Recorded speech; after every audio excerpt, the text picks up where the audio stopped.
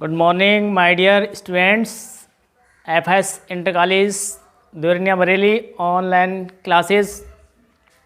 तो मेरे प्यारे बच्चों, यानी लास्ट वीडियो में लेक्चर नंबर जो 7 का था उसमें मैंने आपको बताया था यानी प्रेजेंट कंटिन्यूअस जो टेंस होता है उसके इंटरोगेटिव कैसे हम ट्रांसलेट करते हैं, उसके जो इंटरोगेटिव जो हिंदी वाक्य थे उसको हम इंग्लिश में किस प्रकार जो है ट्रांसलेट करते हैं। अब नेक्स्ट उसके आगे आता है इंटरोगेटिव नेगेटिव सेंटेंसेस, यानी प्रश्नवाचक भी है और नकारात्मक भी है। तो वो वाक्य जो होंगे उनको हम इंग्लिश में किस प्रकार ट्रांसलेट करेंगे। तो आइए, तो रूल इसका होगा फर्स्ट,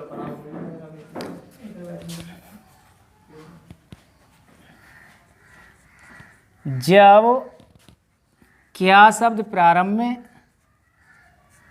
जब क्या शब्द प्रारंभ में तथा नहीं शब्द बीच में आए, तो ऐसे हिंदी वाक्यों की हम किस प्रकार इंग्लिश में ट्रांसलेट करेंगे। तो मेरे प्रिय बच्चों, मैं आपको पहले तो इसका स्ट्रक्चर दे रहा हूँ जिसमें क्या शब्द प्रारंभ में लगा होगा और नहीं शब्द वाक्य के बीच में आएगा। तो इसका स्ट्रक्चर बना रहा हूँ जिसके बेस पे आप आसानी से उसको ट्रांसलेट इंग्लिश में कर लोगे। तो सर्वप्रथम आएगा इज आर एम, यानी सब्जेक्ट के अनुसार इसको हम राइट करेंगे। सब्जेक्ट के बाद नॉट शब्द वर्ब आईएनजी हो जाएगा, ऑब्जेक्ट और अंत में अदर वर्ड अगर सेंटेंस में है तो आएंगे, वरना नहीं आएंगे। अंत में क्वेश्चन मार्क लगा देंगे। तो फॉर एग्जांपल टेक इट लेते हैं, क्या गाय खेत में हरी घास नहीं चर रही है। तो ये मेरे प्रिय बच्चों हिंदी वाक्य लिया मैंने, क्या गाय खेत में हरी घास नहीं चर रही है। तो ये हिंदी वाक्य है। अब इसको देखो, क्या शब्द जो है प्रारंभ में लगा हुआ है और नहीं शब्द भी आ गया वाक्य में, यानी बीच में मान लेते हैं हम इसको।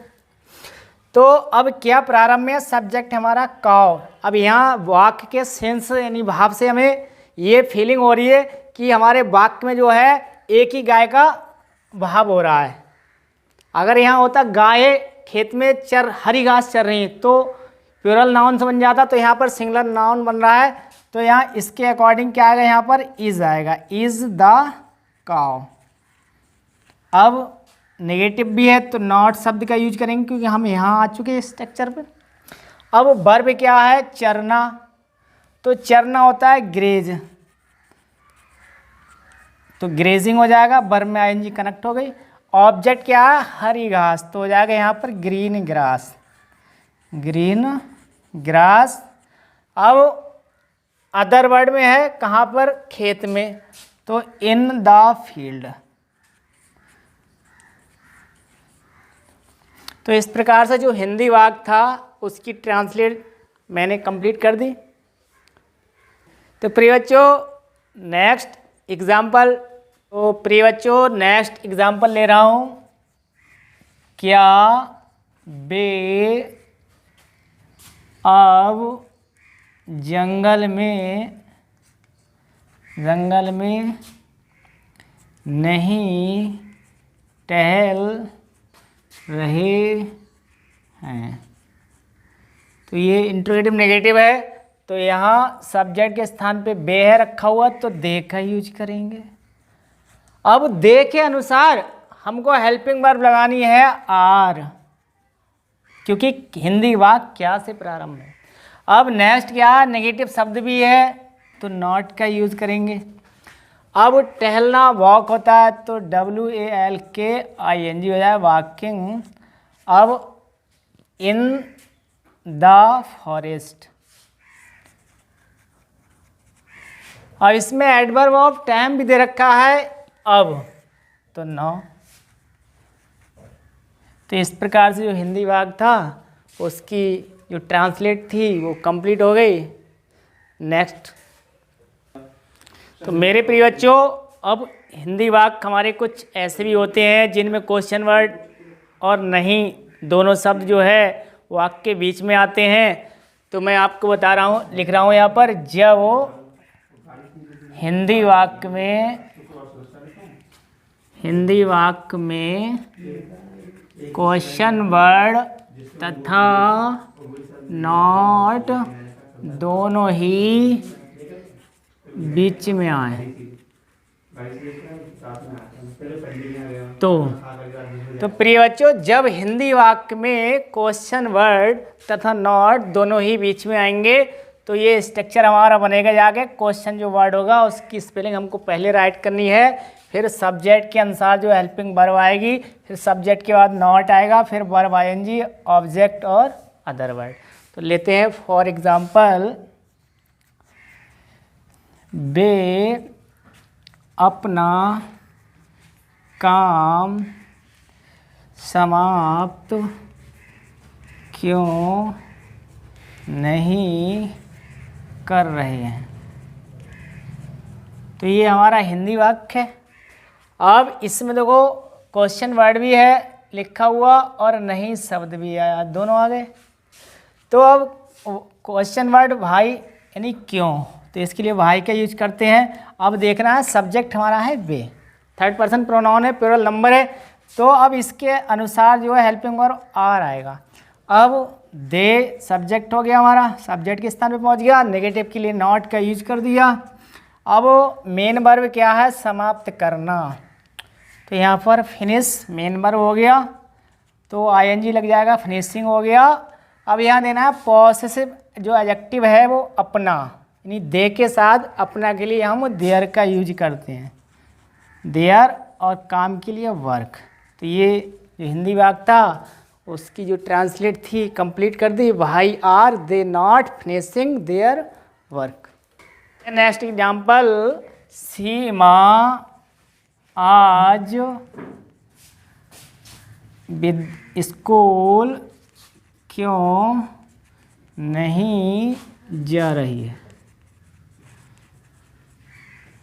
तो वही वर्ड आए हमारा क्वेश्चन वर्ड यानी क्यों, तो वही का यूज पहले करेंगे। अब सब्जेक्ट के स्थान पे प्रिय बच्चों क्या है, सीमा है। तो सीमा फेमिनिन जेंडर है, तो ये तो प्रॉपर नाउन है, नेम सीमा। अब सिंगुलर है, एक ही तो है सीमा, तो यहाँ पर हेल्पिंग वर्ब इज। अब नेगेटिव भी है तो नॉट। अब जाना गो, आईएनजी लगा देंगे, गोइंग हो जाएगा। अब स्कूल जाने की बात हो रही है तो टू स्कूल। और इसमें एडवर्ब ऑफ टाइम भी दे रखा है, यानी कि आज, तो आज के लिए लगाते हैं प्रिय बच्चों टुडे, टुडे मीने आज। तो ये एग्जाम्पल था हमारा हिंदी वाक्य, उसकी ट्रांसलेट कंप्लीट हो गई। तो प्रिय बच्चों, कुछ हिंदी वाक्य हमारे ऐसे भी होते हैं जिनमें कौन और नहीं भी होता है दिया हुआ, तो हम इनको ट्रांसलेट किस प्रकार करते हैं। मैं हु के बारे में आप लोगों को पहले जो प्रीवियस जो वीडियो मैंने बनाए हैं उनमें बता चुका हूँ कि हु एक ऐसा क्वेश्चन वर्ड है जो सिंगुलर सब्जेक्ट का कार्य करता है और सिंगुलर सब्जेक्ट के स्थान पर इसका प्रयोग किया जाता है। कितनी अच्छी बात है बेटा। तो इसका जो स्ट्रक्चर बनेगा तो इस प्रकार बनाएंगे, हु और हु के साथ इज आ जाएगा, इसके बाद नॉट आ जाएगा और वर्ब आईएनजी लग जाएगी, ऑब्जेक्ट आ जाएगा, अंत में अदर वर्ड आएगा।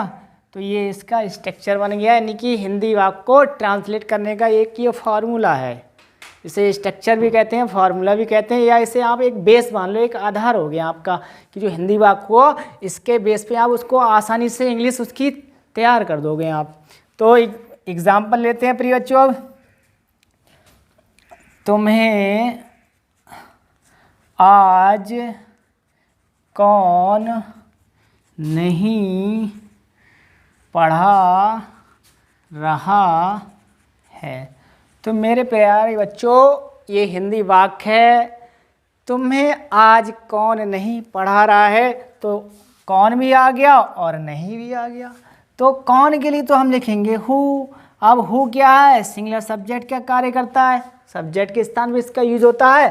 अब इसके अनुसार इज आ गया, नॉट आ गया, पूरा स्ट्रक्चर में दे रखा है। वर्ब क्या होगी, पढ़ाना, तो यहाँ हो जाएगा टीच, आईएनजी लग जाएगा टीचिंग। अब ऑब्जेक्ट में जाएगा यू, यानी आपको, सॉरी यानी तुम्हें, तो यू हो गया। अब इसमें एडवर्ब ऑफ टाइम भी दे रखा है, यानी टुडे, यानी कि आज।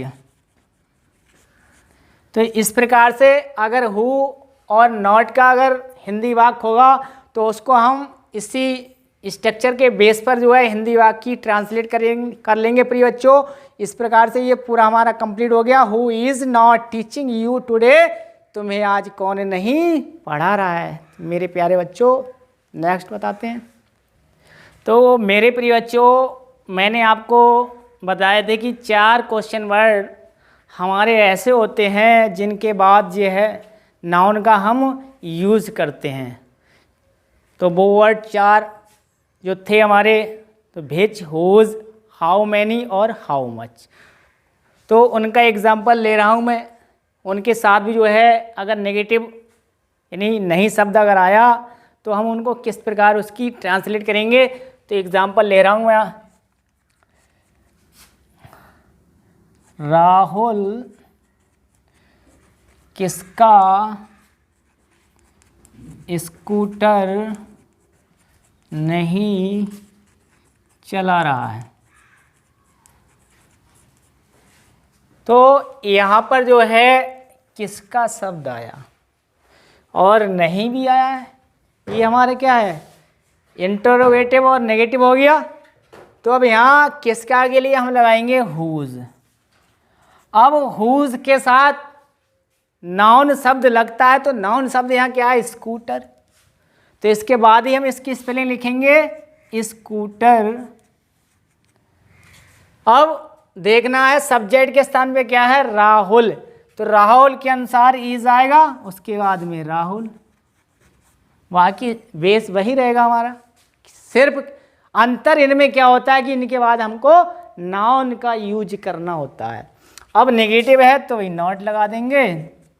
और वर्ब क्या है, ड्राइव। ड्राइव मीन होता है चलाना, और ड्राइव से ही बना है ड्राइवर, चालक, वाहन को चलाने वाला। तो हम यहाँ वर्ब आएगी ड्राइव, ई हटी आएगी तो ड्राइविंग हो जाएगा। इस प्रकार से जो हमारा हिंदी वाक्य था, राहुल किसका स्कूटर नहीं चला रहा है, तो whose scooter is Rahul not driving, जो हिंदी वाक्य था उसकी इंग्लिश में ट्रांसलेट कंप्लीट हो गई।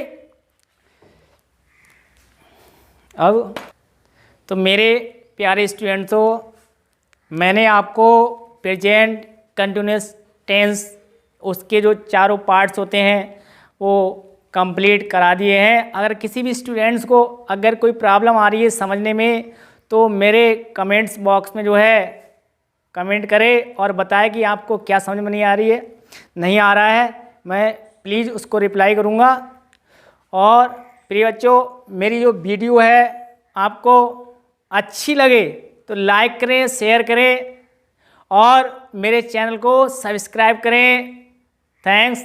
मेरे प्रिय बच्चों, मुझे एक लाइन याद आ रही है, मैं सुनाने जा रहा हूँ आपको कि ऊंचा ऊंचा सब कहे, अरे ऊंचा ऊंचा सब कहे, नीचा न नीचा कहे न कोई, अरे जो सबसे नीचा कहे वो भी सबसे ऊंचा हो रे कबीरा, वो भी सबसे ऊंचा हो। तो मेरे प्यारे दोस्तों, थैंक्स।